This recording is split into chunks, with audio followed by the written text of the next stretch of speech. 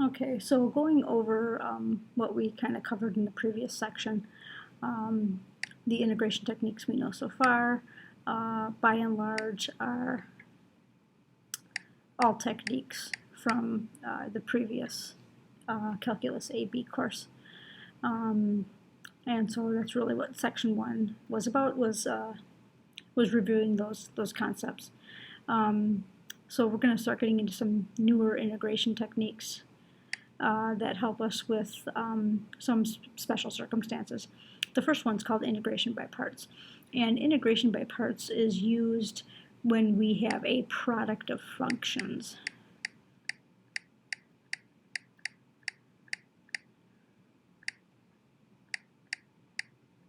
Okay, so when we have two functions that are multiplied together, so for instance, and those two functions are in terms of a common variable. So for instance, maybe we have a function u of x and a function v of x. And for sake of being consistent with what the book does, we'll just call those functions u and v.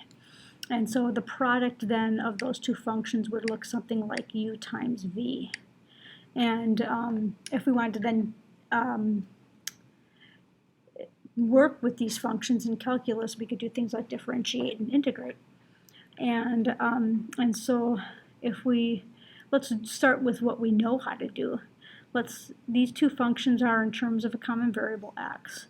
So let's go ahead and take the derivative of that product with respect to x. And so since we have a product here, we have to use the product rule if we want to take the derivative. So using the product rule, we have something that looks like u times dv dx plus v times du dx. And so kind of from a shorthand perspective, we can, not even really a shorthand perspective, I'm going to actually skip that. What we can do then is, if we can reallocate this differential, you notice that this differential is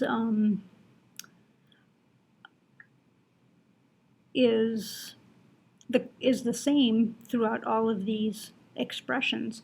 So we really can just rewrite that as the differential duv equals u dv plus v du. And so we have this differential expression. And so when we look at this from the perspective of getting rid of the differential dx, we're talking about then expressing as a differential dv and a differential du.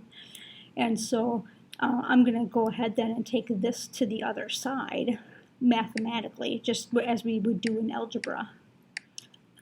So take that to the other side. And so we end up then with this expression of u dv equals duv minus v du. And as you can see, it's kind of starting to look like what's below here. And so in integrating then these expressions, as we integrate the left and the right hand side, this becomes this expression here, the integral of u dv. So we set it up as if we want to integrate a product. We took the derivative of a product, we know how to do that. Now we can look at this as if we want to integrate a product, we're going to assign these variables to each part of that product. And the integral of duv is just u times v. Just like kind of an aside here, just like the integral of dx, right? The integral of 1 dx is just x. So the integral of 1 duv is just u times v, minus the integral of v du. And so this sets us up then with a way that we can integrate a product And like I said, we know how to take the derivative of a product. It involves the product rule. And so as we can rearrange this, rearrange the expression here, we can come up with a way to integrate a product. And it's really kind of the mathematical equivalent to the product rule that you would find in differentiation. So there are some guidelines that we can try to follow here that makes determining how to assign the variables a little easier. What we have to do is we have to assign to the product that we have to assign something to a u value and something to a dv value. So something gets the variable u, something gets the differential expression dv assigned to it. And so the general rule of thumb then is this. We take the dv portion and we assign it to the most complicated part.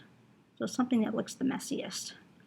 Okay, and the idea is that if it's a differential expression, eventually the ultimate goal is we want to be able to integrate that expression. Okay, and if that's hard to pick out, then what we want to look at is we want to look at that expression and say, okay, we know we're going to end up having to take the derivative of whatever we assign to be u. So let's take a look at then if we're going to have to end up taking the derivative. Let's try to, when we do the derivative, let's try to end up with something that is simpler. So this is really effective for like powers, because powers become simpler as you differentiate them. A cube becomes a squared becomes a linear, etc. So that's kind of the general rule of thumb here. So if we look at one of the examples then, and I'm kind of starting you off with a kind of a integration by parts, a product in disguise, so to speak.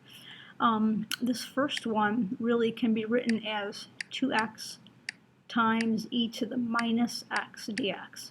So there's where we can split it into a product of two functions. And as you can see, according to our rule of thumbs, if we look at 2x and if we look at e to the minus x, this is definitely more complicated than the other expression. Okay, so we're going to want to assign this to our differential. So I'll actually include the differential there. So our dv then is going to be e to the minus x dx. And our u is going to be this portion. And again, if you notice, it's a polynomial. So,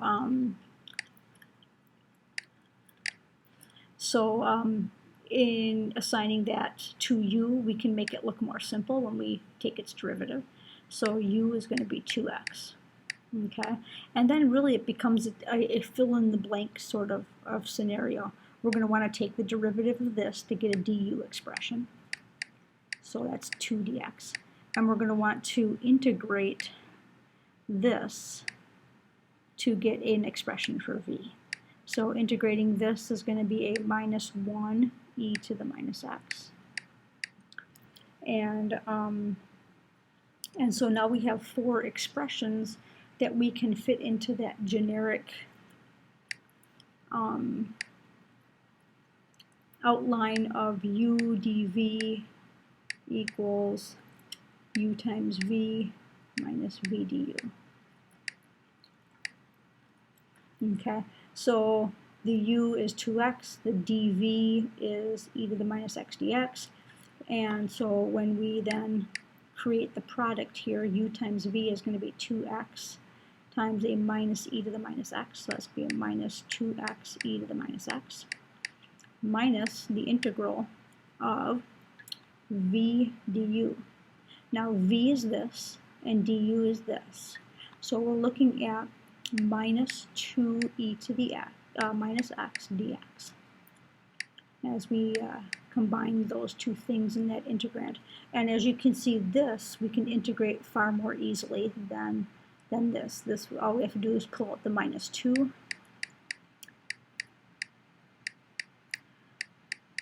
And then really it just becomes integrating e to the minus x dx. And if you haven't caught on, I'll point it out now, we've integrated this already. We integrated this to get this. So really all we have to do is take this expression and throw it in here. So if we do that, we're going to have plus 2 times the quantity minus e to the minus x. And simplifying, it looks like minus 2x e to the minus x minus 2e to the minus x. And then plus c, because we're doing an anti-differentiation process. Okay, I picked this one specifically. It's a little trickier. I just wanted to show you how it can kind of be deceptive. But we have a product here. We've got x to the 4th, and we've got natural log. So we do have a product of two functions here. And you might be tempted to call x to the 4th your u, because when you take the derivative, you get 4x cubed, which is simpler. The problem is that if you call this u, then this has to be dv. And we really don't have a way of integrating the natural log. So you have to kind of take a look at things that fall into this category where we know we can't integrate this. So we're going to have to end up taking its derivative. So that means this is going to have to be u. And this is going to have to be dv. So if we look at that, then we assign u the natural log of x, and we assign dv to x to the 4th dx. And when we integrate this, we end up getting x to the 5th over 5. And when we integrate, when we take the derivative of u, we end up with a differential expression that looks like du equals 1 over x dx. And what this allows us to do then is in that integrand, again, the generic version of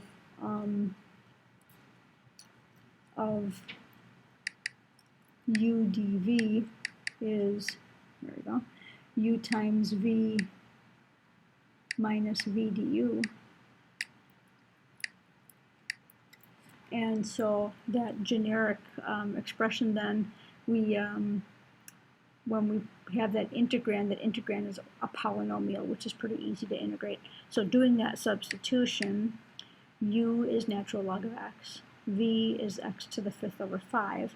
So u times v is going to be x to the 5th over 5 times the natural log of x minus the integral of v du,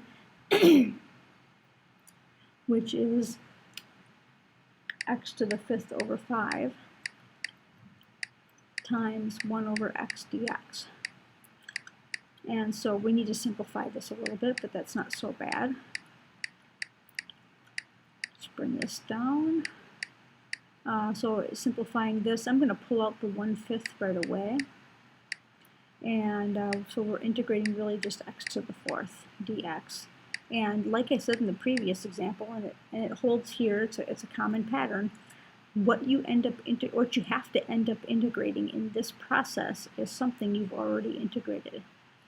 And that's a common pattern that will always happen. So x to the 5th over 5 natural log of x minus x to the 5th, and I'm just going to go ahead and plug this in, x to the 5th over 5, and a little simplifying,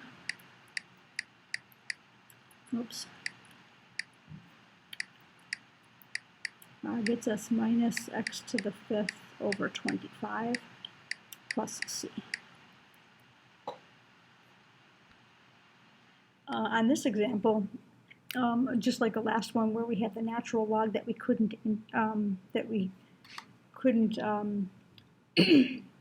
integrate, we have an arc cosine function. So we have 4 arc cosine x. So 4 is the function and arc cosine is the function.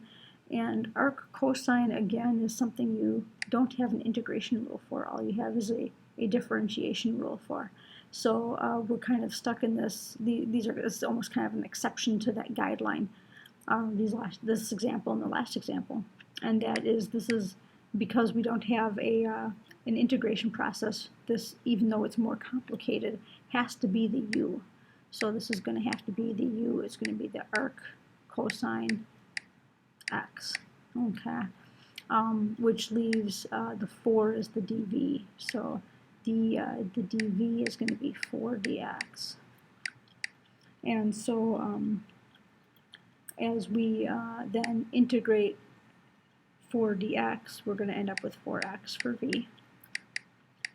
And as we take the derivative here, which would be just a front of book, it's one of your trig identities from Calc AB, that ends up being minus 1 over the square root of 1 minus x squared dx. So that ends up being the du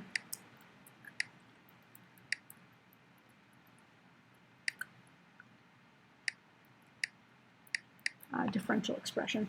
And so then if we look at our integration by parts expression, v u dv equals u times v minus v du. U times v is that times that, so we have 4x times arc cosine. I'm going to write arc cosine in the alternative way, just to save a little space, so it's nothing more than inverse cosine. So that's u times v minus v du. So v du, and this gets to be kind of a complicated one because it's a 4x over 1 minus x squared square root with a minus sign in front dx. And so this ends up being then, let's just simplify this a little bit. It ends up being u sub. I'm going to bring the minus 4 out here, so that becomes a plus 4. And x over square root of 1 minus x squared dx. And so this portion of the integration by parts process becomes a u sub. And that's really a calculus AB skill, but we're going to go through it here just to kind of to carry this problem through. So let's go ahead and u sub our complicated part out, 1 minus x squared. So now this is kind of tricky because when we do a u sub, we always use the variable u. So let's take the derivative there. That's minus 2x dx. And I don't want you to confuse this u assignment with this. Okay, this is a whole different process. We're kind of like starting the clock over. So don't let that kind of get in the way of what you're substituting here. So this expression then becomes, let's see, if I simplify this to get an x dx, this becomes a minus 1/2 du. So we're looking at minus 1/2 du. That's going to go in for the x dx. And then we're going to have 1 over the square root of u. So I've kind of stepped outside of the integration by parts process right now. I'm just doing a Calc AB skill, and I'll throw it back in for the bubble over there in just a second. So we are looking at a u to the negative 1/2 power du. So when we substitute, when we integrate that, let's see, we got to bump this up by 1, so that ends up being positive 1/2. And then we have to multiply by the reciprocal, which is a positive 2, u to the positive 1/2. Okay. And then we've got to put this back in for our expression, because we need our expression in terms of the variable of integration. So Let me get rid of that. That was a typo. Well, negative a half times 2 is negative 1.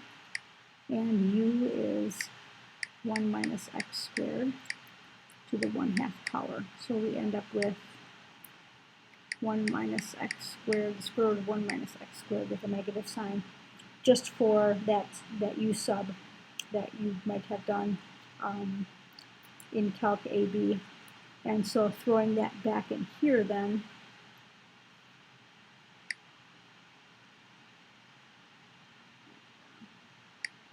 throwing that back in there would then get us